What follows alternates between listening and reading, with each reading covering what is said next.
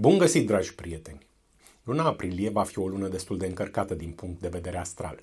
Vom avea influențe bune, dar și rele. Astfel, toată luna, planeta Mercur își va continua parcursul negativ și vom avea probleme în planul comunicării și al drumurilor scurte. Totodată, din 7 aprilie, planeta Marte, gestionarea voinței și energiei individuale, va trece la o influență malefică, lucru ce ne va face extrem de irascibili sau vom fi cuprinși de o lene cronică. Cu toate acestea, pentru toată luna, planeta Venus, care ne ajută în planul micilor victorii din viață, va avea un parcurs benefic. În același timp, în ultima jumătate a lunii aprilie, vom avea un soare pozitiv, care ne va ajuta să ghidăm spre bine pe cei din jurul nostru. Care sunt alegerile bune sau rele pentru fiecare semn zodiacal, vedeți la horoscop. Berbec. Toată luna, atitudinea ta cam agresivă va înrăutăți bunele relații pe care le vei avea acasă cu membrii familiei. Totodată, în prima săptămână a lunii, datorită unor greșeli pe care le vei face, te vei confrunta cu o problemă de sănătate. Chiar și așa, toată luna te vei bucura de sprijin de la cei din jurul tău. În ultima jumătate a lunii aprilie, îl vei face pe partenerul tău să se apropie și mai mult de tine. Evenimentul principal al lunii va fi o victorie în planul activității profesionale.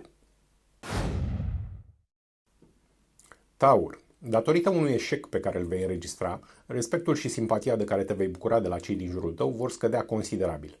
În același timp, din cu totul alte motive, dar îndreptățite, partenerul tău se va distanța de tine, în special în prima săptămână.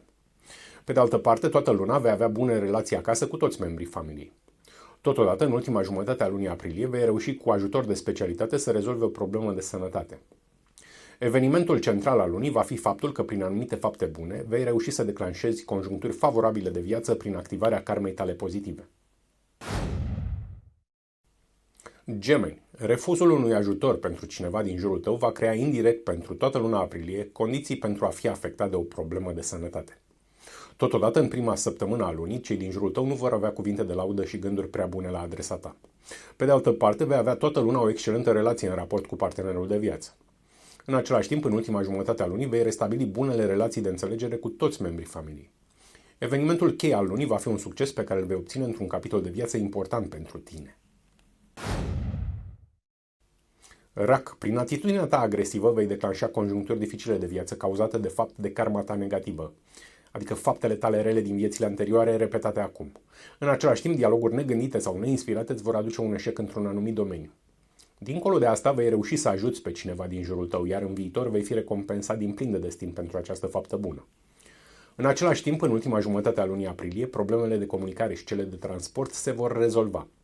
Realizarea lunii va veni în planul stării tale de sănătate. Leu. Nu vei reuși să te distrezi în nicio împrejurare sau, dacă vei reuși să participi la o petrecere sau să pleci într-un voiaj de plăcere, comportamentul tău irascibil și agresiv va compromite distracția. În același timp, veniturile rezultate direct din munca și efortul tău vor înregistra o scădere. Dincolo de asta, toată luna vei avea numai bune rezultate în activitatea profesională de la locul tău de muncă. Totodată, în ultima jumătate a lunii aprilie, te vei bucura de câștiguri provenind din alte surse decât munca ta sau de la alte persoane. Victoria lunii va veni în cadrul căminului familial. Fecioară. Comportamentul agresiv pe care îl vei avea nu te va ajuta să recuperezi o sumă de bani care ți este datorată. Și astfel, bugetul tău va fi afectat. În același timp, datorită defecțiunii unui mijloc de transport sau din cauza pierderii unor documente, nu vei putea merge într-o excursie sau la o petrecere. Chiar și așa, câștigurile rezultate din valorificarea muncii, a inteligenței sau a talentului tău vor crește semnificativ. În același timp, în ultima jumătate a lunii aprilie, vei avea bune rezultate în activitatea profesională. Evenimentul lunii va fi un act de bine pe care, dacă îl vei face, va avea consecințe benefice cândva în viitor. Balanță. Tendința de a fi impulsiv în mod nejustificat cu partenerul tău de viață îl va aduce pe acesta în situația să se depărteze sufletește de tine. În același timp vei avea numai neînțelegeri verbale acasă cu membrii familiei. Nu vor fi scandaluri, dar nu vei reuși să te faci înțeles. Cu toate acestea vei reuși să găsești soluția corectă la o problemă de sănătate. Totodată, atitudinea ta plină de entuziasm îi va face pe cei din jurul tău, în afara casei, în ultima jumătate a lunii aprilie, să aibă numai cuvinte de laudă și apreciere.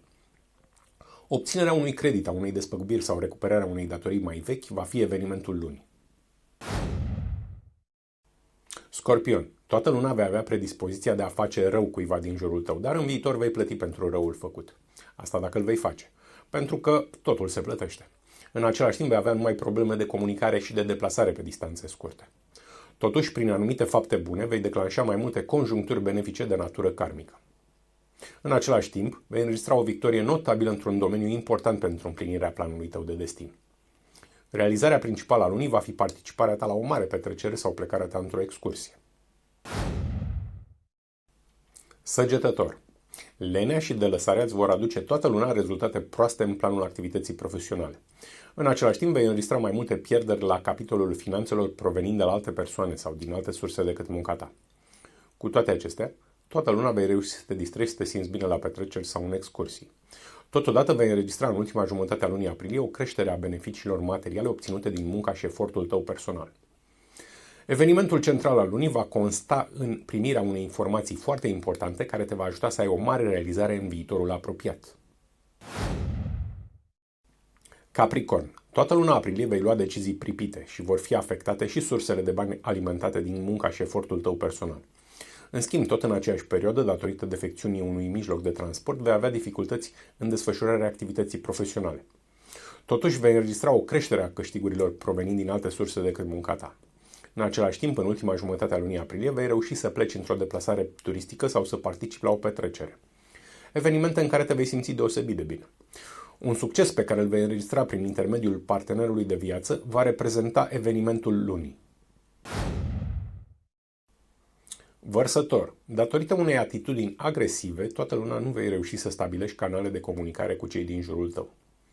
În același timp, prin anumite erori de judecată, vei declanșa conjuncturi nefavorabile, consecințe ale faptelor tale rele din viețile anterioare, sau mai bine zis, ale karmei tale negative.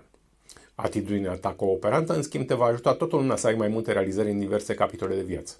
Totodată, în ultima jumătate a lunii, dacă vei ajuta o persoană aflată în impas, pentru această faptă bună, destinul te va recompensa cândva în viitor. Succesul lunii va consta în dobândirea unui câștig material substanțial. Pești. Lipsa de sensibilitate față de cei din jurul tău îți va aduce din partea destinului anumite eșecuri. Totodată, prin refuzul tău de a împărtăși cuiva anumite informații importante, poți face un mare rău persoanei respective, dar cândva în viitor vei plăti la rândul tău pentru această faptă deloc bună. Chiar și așa, prin comunicare vei avea mai multe realizări. În același timp, în ultima jumătate a lunii aprilie, vei avea unele conjuncturi favorabile datorate karmei tale pozitive, sau mai bine zis, faptelor tale bune din viețile anterioare continuate în prezent. Realizarea lunii va fi obținerea unui important sprijin pentru proiectele tale de la persoane cărora le vei câștiga încrederea. Și nu uitați, soarta omului este mereu în mâinile lui. Câteodată trebuie să facem alegeri nu prea bune pentru a ajunge unde trebuie în viață.